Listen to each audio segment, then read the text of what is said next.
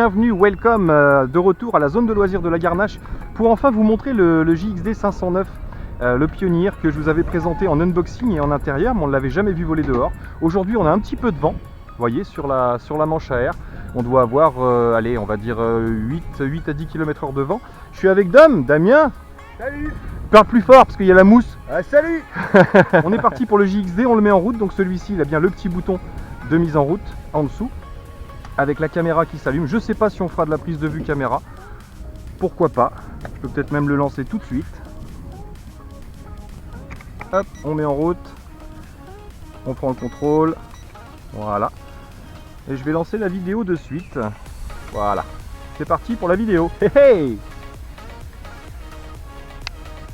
Alors, donc celui-ci, on a dit démarrage automatique, start-stop.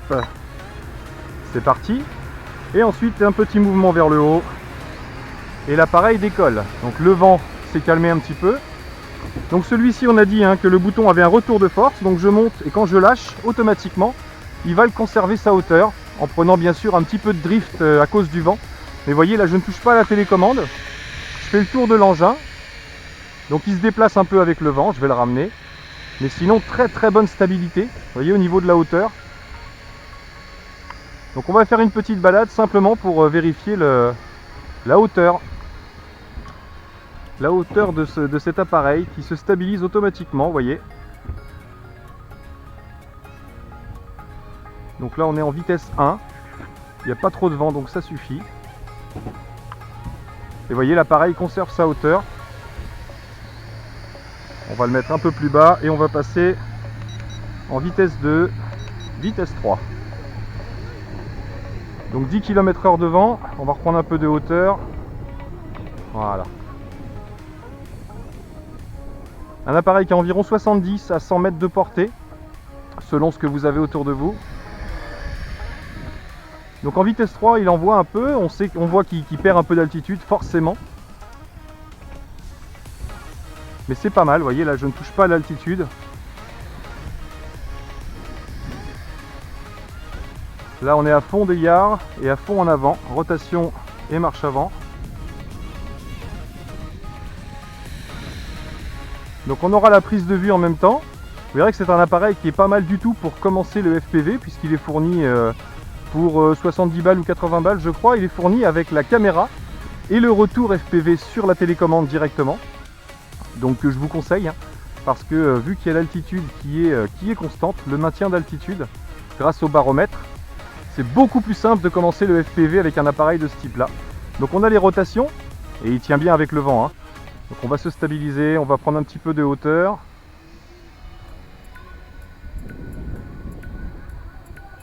Hop là, une petite rotation pour les images.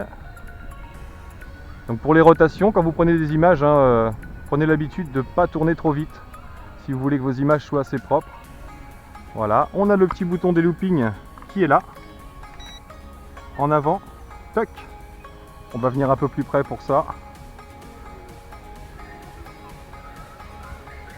Donc là je redescends, manette vers le bas. Il descend très lentement. Donc on a aussi le bouton pour se poser. Tac. On va appuyer sur le start-stop qui est là. Et automatiquement l'appareil descend et se pose tout seul. J'ai encore pas mis les protections d'hélice, vous voyez, il se pose gentiment. Si vous voulez repartir à ce moment-là, vous remettez les gaz et il redécolle tout seul. Donc voilà le petit JXD 509, beau petit bébé moi je trouve pour débuter. Bonne portée.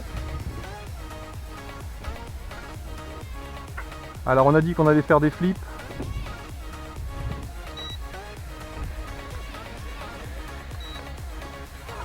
Flip arrière, on peut faire des rolls également.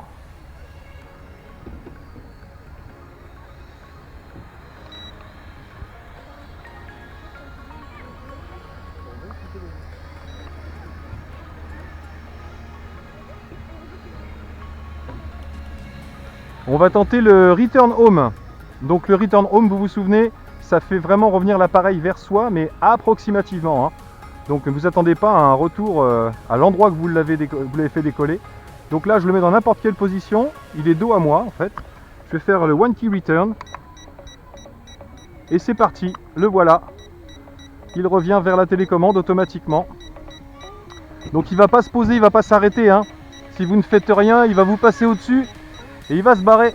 Parce que le but c'est simplement de le ramener vers vous, hein. Donc vous pensez à reprendre le contrôle au moment où vous le revoyez. Alors un petit peu de mode headless maintenant. Le headless mode qui est là. Donc là je l'ai orienté dans ce sens là pour démarrer. Donc si je pousse, même s'il est en marche arrière, il ira par là-bas.